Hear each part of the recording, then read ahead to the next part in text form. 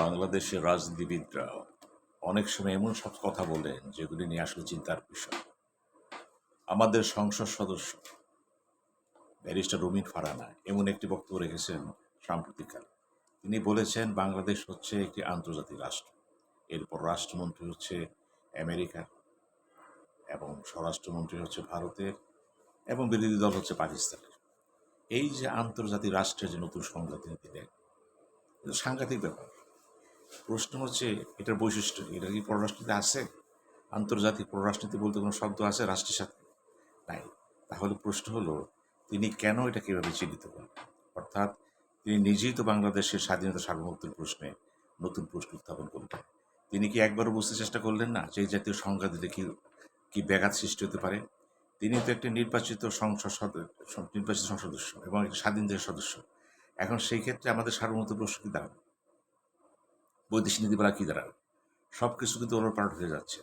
সেই জন্যই বলা হচ্ছে রাজনীতিবিদরা যখন কোনো কথাবার্তা বলবেন একটু চিন্তা ভাবনা করে বলা উচিত। আবেগে শুধুমাত্র মুখরোচক কথা বলে এমন কোনো শব্দ উচ্চারণ করবেন না যা রাজনীতি, রাষ্ট্রবিজ্ঞান ও আন্তর্জাতিক বলয়ে তার কোনো অবস্থান নেই। এখন যদি বলা হয় আমাদের পররাষ্ট্রমন্ত্রী, যিনি জাতিসংঘের সাধারণ পরিষদের সভাপতি হয়েছেন, তার পরিচয়টা কি? তিনি আন্তর্জাতিক রাষ্ট্রের, উনি বাংলাদেশ আন্তর্জাতিক রাষ্ট্রের, তিনি পররাষ্ট্রমন্ত্রী। এটা কি হয়? সুতরাং আমাদেরকে ভেবেচিন্তে কথা বলতে হবে। একইভাবে দেখে লক্ষ্য রাখুন, আমাদের জনাব মির্জা ফখরুল ইসলাম আলমগীর তিনি একটি সভাতে, একটি শোক সভায় গিয়েছেন, শোক সভা না মৃত্যুবার্ষিকী উপলক্ষে এক সভায় গিয়েছিলেন প্রেস ক্লাবে। সেখানে তিনি কিছু বক্তব্য রেখেছেন রাজনীতিবিদদের সম্পর্কে। তিনি বলেছেন সাইবার বুলিং রাজনীতিবিদদের চরিত্র হনন করছে এবং রাজনীতিকে ধ্বংস করার পায়তারা করছে। এখন প্রশ্ন হলো রাজনীতিবিদদের ধ্বংস কে করছে? রাজনীতিবিদ এই শব্দটি বাংলাদেশে খুবই একটা বহুল প্রচলিত শব্দ। প্রশ্ন হচ্ছে কজন রাজনীতিবিদ সত্যিকার অর্থে রাজনীতিবিদ? কোন দলটা সত্যিকার অর্থে রাজনীতি চর্চা করছে? কোন দলটা সত্যিকার অর্থে দেশপ্রেমের বাস্তবে প্রমাণ রাখতে পেরেছে যেভাবে তারা কথাবার্তা করছে? প্রত্যেকটি দল নিজস্ব সংজ্ঞায় চলে, নিজস্ব কাঠামোতে চলে এবং নিজস্ব মতবাদে চলে, এবং তারা মনে করে অপর দলকে দেশ শাসনে তারা একমাত্র উপযোগী। অপর দলকে তারা অনেক অনেক সময় এর ভাবে যে এদের দ্বারা কিছুই হবে না। তাহলে এর কি দাঁড়ালো? একটি দল যখন ভাবে এই দল দিয়ে কিছুই হবে না, এই দলটা অপদার্থ, কারীরা কে দিল? একটি দল যখন আরেকটি দলকে বলে যে ওই দলটা হচ্ছে দুর্নীতিপরায়ণ, ওই দলটা হচ্ছে দেশদ্রোহী, ওই দল জাতীয় স্বার্থের বিরুদ্ধে, কথাটা কে বলল? এই কথা কিন্তু এক দল আরেক দলকে বলছে। আওয়ামী লীগ বলছে বিএনপিকে, বিএনপি বলছে জাতীয় পার্টিকে, জাতীয় পার্টি বলছে আরেক দলকে, জামাত বলছে এক দলকে।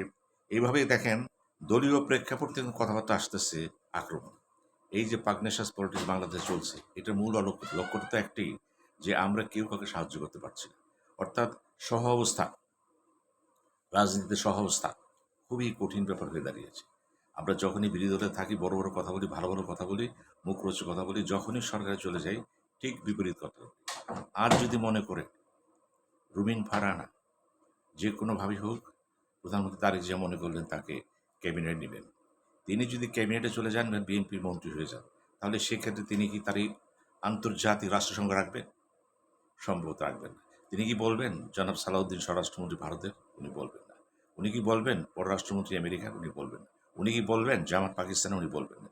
এই যে উনি বলবেন না শুধু ক্ষমতা থাকার জন্য, অথচ এখন তিনি বলছেন। এই দ্বিচারিতা থেকে আমাদের অবশ্যই মুক্ত হতে হবে। বাংলাদেশ স্বাধীন সার্বভৌম দেশ। আপনি যে যে দলই করেন না কেন, দলের স্বাধীনতা সার্বভৌমত্বের মূল কাঠামোটাকে সঠিক অবস্থানে রেখে আপনারা কথা বলেন, তাতে কোনো অসুবিধা নেই। যখনই আপনারা একটু বিচ্যুতি হয়ে যাবেন, এই বিচ্যুতি অর্থই হলো আপনি সঠিকভাবে রাজনীতি করছেন, আপনি আক্রমণাত্মক মনোভাব দেখাচ্ছেন, এবং এটার সাথে মূলত আপনার নিজস্ব জেদ, প্রতিহিংসা কাজ করছে। আসুন আমরা যে দলই করি, রাজনীতিবিদদের সম্মানিত রাজনীতি দিবে। পাবলিকের কথা বলে লাভ নেই তো। আপনি বলছেন সাইবার বুলিংয়ের কথা বলেছে আমাদের মির্জা ফখরুল ইসলাম আলমগীর, বলেছেন সাইবার বুলিং হচ্ছে, রাজনীতিবিদদের চরিত্র হনন করা হচ্ছে।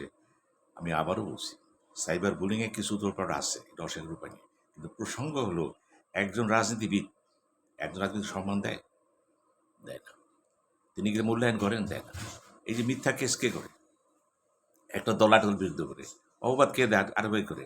নানান ভাই বলছি তো, যখন সংসদে বসে কথাবার্তা বলবেন বিরোধী দলকে গুরুত্ব কি দেওয়া হয়? দেওয়া হয় না। কারণ মনে করে বিরোধী দল মানে সে বিরোধিতা করতেছে, আমাদের আমাদের কর্মসূচি বিরোধিতা করতেছে সে। এই যে সেন্টিমেন্টটা, অপোজিশন এবং পজিশনের যে পার্থক্যটা এবং এই পার্থক্যের ক্ষেত্রে যে সমস্ত ভাষা ব্যবহার করা হয়, একবার চিন্তা করে দেখুন তো। ভাষার ক্ষেত্রে যেমন অনলাইনে তোয়াক্কা করছে না কিছু, কিছু ক্ষেত্রে, কিছু, কিছু ইউটিউবাররা করছে না। একইভাবে কিন্তু রাজনীতি ক্ষেত্রেও কিন্তু রাজনীতিবিদরা ভালো ভাষা ইউজ করছে না। প্রয়োজনে তারা এমন কথাও বলছে যেগুলো একেবারে অশ্রাব্য, উচ্চারণ করা যায় না। সেইজন্য আমরা বলব কাউকে ঢালাও দোষারোপ না করে আসুন একটা ভাবে আমরা শিরো যে আমরা বাংলাদেশকে চিন্তা করব একটা স্বাধীন সার্বভৌম রাষ্ট্র হিসেবে। আমরা কখনো এটাকে আন্তর্জাতিক রাষ্ট্র বলে আখ্যায়িত করব না। আর যদি আখ্যায়িত করতে যাই সাথে, সাথে প্রশ্ন দাঁড়ায় যাবে আপনার পাসপোর্টটা কোন দেশে?